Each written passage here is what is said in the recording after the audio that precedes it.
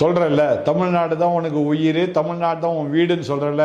டேய் கிறுக்கு பயல, நான் உன்னை கேட்கறேன், இந்த ஜனநாயகம் பாட்டை கொண்டு போய் எங்கடா மலேசியால வச்ச? எதுக்கு மலேசியால வச்ச? தமிழ்நாடு தானடா உன் வீடு, தமிழ்நாடு உன் வீடு. அப்ப ஏன் கொண்டு போய் ஜனநாயக படத்தை பாடல போய் அங்க போய் ரிலீஸ் பண்ண நீ? அப்போ தமிழ்நாட்டு மக்கள் மேல உனக்கு நம்பிக்கையே இல்லை. மலேசியால போனா பணம் சம்பாதிக்கலாம்னு சொல்லிட்டு அங்க போய் 80,000 பேர் உன் டிக்கெட்டை வாங்கியிருக்கிறாங்க. குறைஞ்சபட்ச டிக்கெட்டே நம்ம ஊர் காசுக்கு 5,000 ரூபாய். அப்ப 80,000 ரூபாய் என்ன ஆச்சு? சும்மா வந்து தமிழ்நாடு தான் உன் வீடுன்ற ஒன்னான திருட்டு காலி பயிலா இருக்கிறீ நீ. ஏன் இப்படி இருக்கிற நீ? எதுக்கு இந்த மாதிரிலாம் நீ இருக்கிற? ஏய் விஜயவே வெளியே வானா, தமிழ்நாடே என் வீடா. உன் வீட்டையே காட்ட மாட்டேற யாருக்கும். இருக்கிற வீட்டில் அந்த சிறு சிறு வீட்டில் மக்கள் வந்து பார்க்க வந்தா அவங்கள பார்க்க இடம் கொடுக்க மாட்டேற.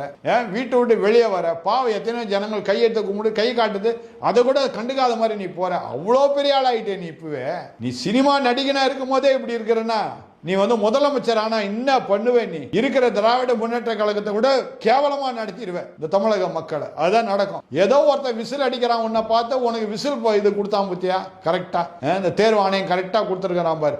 உன்னை தேர்ந்தெடுத்து விசில் தான் உனக்கு லாய்க்கு. விசில் அடிக்க தான் நீ லாய்க்கு. சரியா? போயிட்டு வா வீட்டுக்கு.